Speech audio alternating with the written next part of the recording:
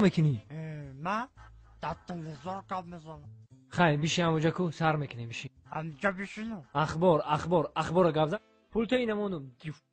السلام علیکم تماشاگران عزتمند. این یک برنامه تلویزیونی اخبار است تلویزیون سفینه. توسط با شما میستر کلی. هفته سپشل در شهر دوشنبه در چششون کرده. در نزدیکی NVT دو دوست را دستگیر کردند. صدراعظم نجمی و بهرام غفوری ساعت 12 شب به نیت غارتگری از خانه بیرون شده و خانه عبیدالله سعدالله حمله کردند.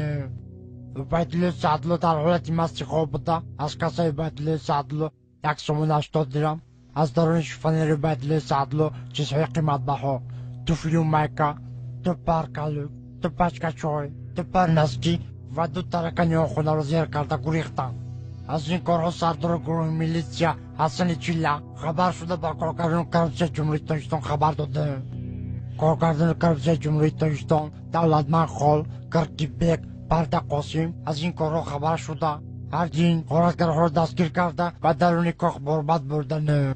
صدراعظم نجمی و بهرام غفوری به درون کاخ برباد برده. صدراعظم نجمیدین زدن تا با قدم خدا و اسم میکنی. ای رو تسیا کدامی ژورنالیست دروغ میگه؟ تو در تلویزیون گپ زده استی تو رو تمام جهان تماشا میکنه. تو دروغ میگی؟ تو رو خلق بدونه چیکار میکنه؟ سنگ شپت میکنه. نخود ژورنالیست دروغ بگه. چه دارو بزنی؟ تو فالبین دروغ گفته استی.